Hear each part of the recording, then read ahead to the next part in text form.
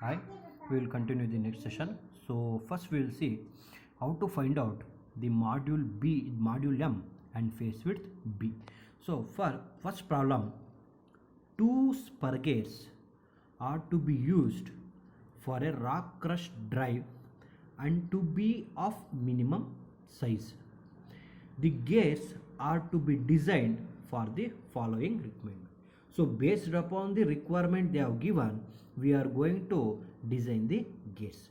So they have given power to be transmitted is 18 kilowatt, speed of the pinion 1200 revolutions per minute, velocity ratio 3.5 to 1 or 3.5 is to 1, tooth profile 20 degree stud involute, determine module and the phase width for strength requirement only.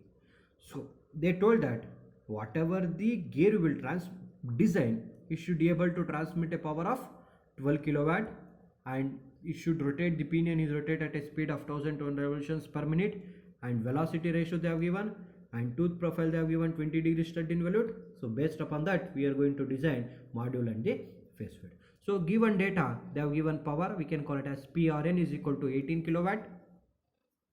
N1, always I told that for pinion you will get 111. It may be N1, Z1, D1, anything.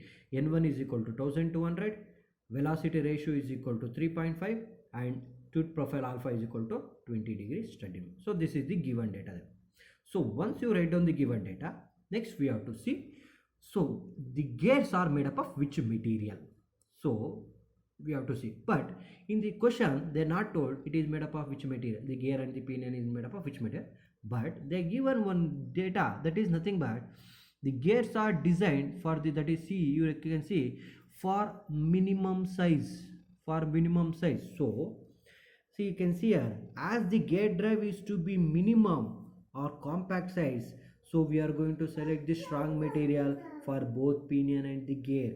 So if they not given, so then we are going to consider SAE 3245, that is nothing but chromium nickel steel for both pinion and the gear. For both gear and the pinion we are using the same gear. So from the table 23.18 for SAE 2345 we are going to select sigma naught 1, that is nothing but allowable stress for the gear and allowable stress for the pinion, sigma naught 1 and sigma naught 2. Since we are considering both are same, so sigma naught 1 is equal to sigma naught 2, that is nothing but from the data and book we will get 418 to 517, that is in between this we can take any value. So therefore we have selected 515 MPa.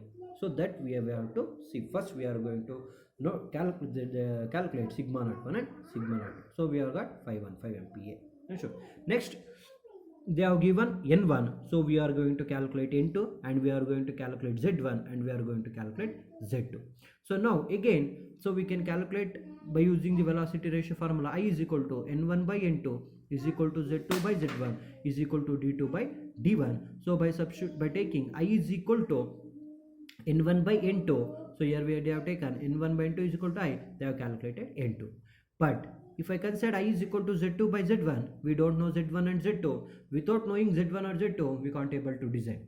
So again, so from the table, see, we can see here, from the table 23.6 for minimum number of teeth on pinion to avoid interference for 20 degree stud involute. So depending upon the tooth profile, we are going to note down the value of Z1. So for 20 degree stud involute, it is 14, but we are selecting number of teeth on the pinion, that is equal to 16, that is nothing but Z1 is equal to 16. Once you get 16, so by taking I is equal to Z2 by Z1, we are going to calculate Z2. So we will get Z2 is equal to 56 and N2 is equal to 34. Next, we are going to calculate the Lewis form factor. Already in the beginning I told that Lewis form factor for the 14.5 degree, 20 degree full depth or 20 degree stud, we are having three formula. Now they given in the question, that is nothing but 20 degree stud involute. So this is the formula to calculate Lewis form factor. So that is nothing but 0.17 minus of 0.95 divided by Z. From this equation you will get. So first, if you want Y1, we are going to substitute Z1, we will get Y1. If you want Y2, we are going to substitute Z2, then we will get Y2. So we are calculated Y1 and Y2. Next, this is the basic things for each and every problem you have to we have to see. That is, first we have to see whether z1 and z2 is there, whether n1 and n2 they given, and next we have to see the material, the sigma naught 1 and sigma naught 2. Then we are going to find out y1 and y2. These are the basic things we are going to find out. Next, first step is nothing but identify the weaker member. Which is the weaker member? It may be a pinion or it may be a gear. So which one you will get weaker member, for that we are going to design. Now since we have taken here, since the material for both pinion and the gear is same, so that's why we have taken here sigma naught 1 is equal to sigma naught 2. Whenever both pinion and gear is made up of same material, always pinion is the weaker member. Again, no need of finding the weaker member, directly we can take pinion is the weaker member. Therefore the design should be based on pinion. Design should be based on pinion. So now everything we have to design for pinion. And sure, this is the basic important step we are going to find out. And sure, now next design step, that is finding the tangential tooth load on pinion. That is nothing but ft. ft1 is nothing but, we are designing for pinion, right? Always for pinion 1. If gear you will get weaker, then we are going to take 2. So that this is formula is ft is equal to 9550 into 1000 into n into cs divided by n1 into r1. So 9 into power, we know power, so we are going to substitute here 9550 into 1000 into power they given in the question, but cs is unknown. Again cs we are going to find out by the table, that is table number 23.13 from the page number this, as service factor is 1.5.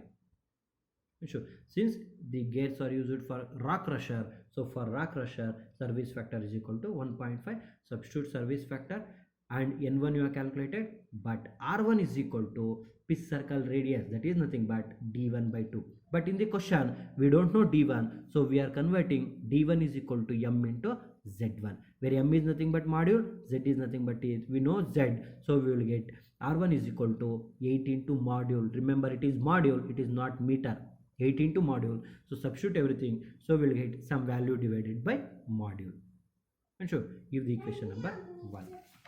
Next, after tangential load, next we are going to consider the Lewis form factor load. Lewis tangential load formula is equal to F is equal to sigma b by p into kv or cv. Here we are, since we are designing for pinion, so we will get sigma naught 1. That is nothing but sigma naught 1 b by p into kv. And sure, now here already you know the value of sigma naught 1.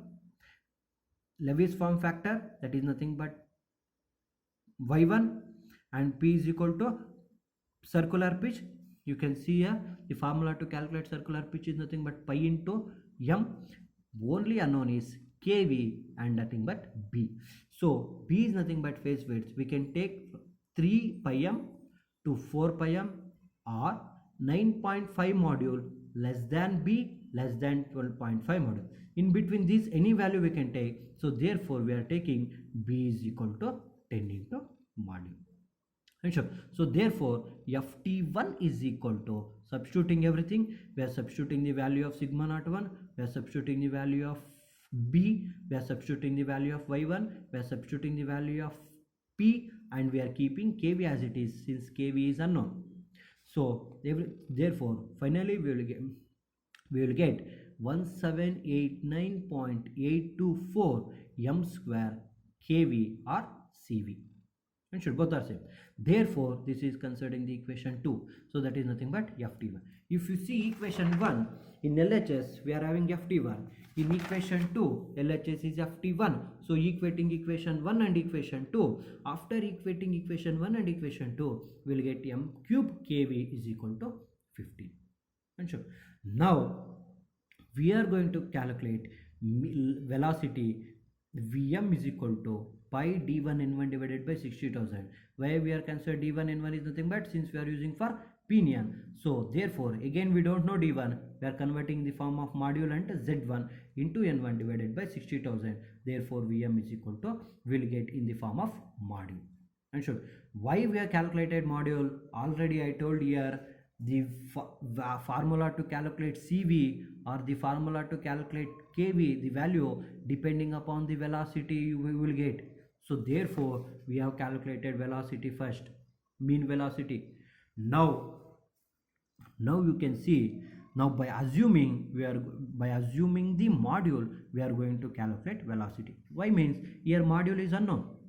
And sure, so by trial and error function we are going to calculate Vm by taking the value of m. So first here he has selected m is equal to 2.5, he has substituted here, then we will get Vm is 2.515. This Vm, whatever you will get 2.515, is less than 7.5. Therefore CV or KV is equal to 3 divided by 3 plus Vm. So he has taken 3 divided by 3 plus Vm. So substitute 3 plus Vm, you will get CV. Now substitute CV or KV in this equation. M you have taken as 2.5. Substitute 2.5 CV, you will get 8.5. Whatever the value you will get, it is less than 15. So yes, it is not suitable. Again consider another trial function, that is module is equal to 3. Again calculate Vm, again it is less than 7.5, again 3 divided by 3 plus, again substitute, so we will get 13. Again it is less than 15, again it is not suitable, it is not suitable. Sure. Again assume module is equal to 5, so again calculate Vm. After calculating Vm, so again calculate KV. So here we will get the value is greater than the value is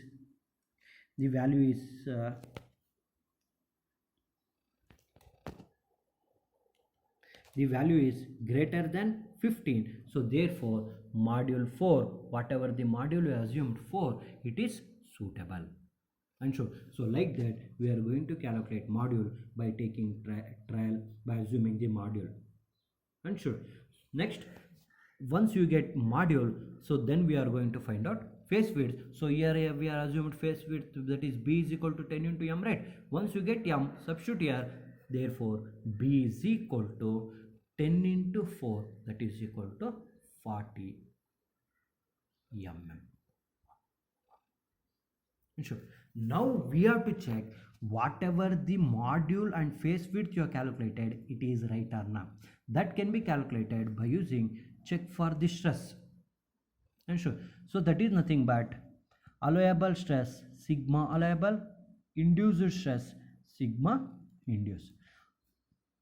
And sure, allowable stress is equal to sigma allowable into KV. Sigma allowable is nothing but 515. Where you will get that 515 is nothing but here we have taken now 515.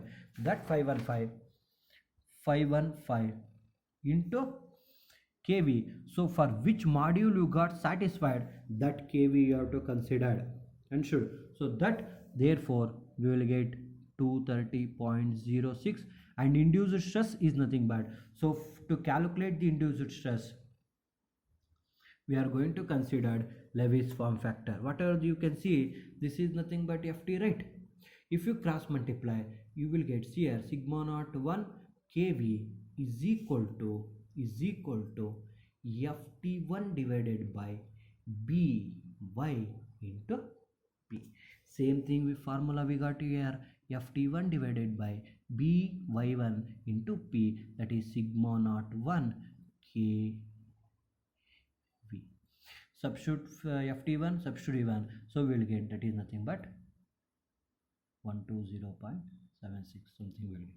So whatever the allowable stress you will get should be less than induced, whatever the allowable stress you will get should be less than the induced stress, then the design is safe. Here allowable stress is less than the induced stress, then the design is safe, hence the module and phase width is correct.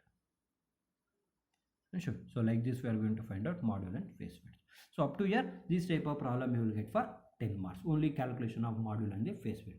Next, complete design procedure we will have, find out using the Brinell hardness number, that is for 20 marks. Next, in the next session we will see how to find out how to design the complete gear up to the Brinell hardness number. Understood?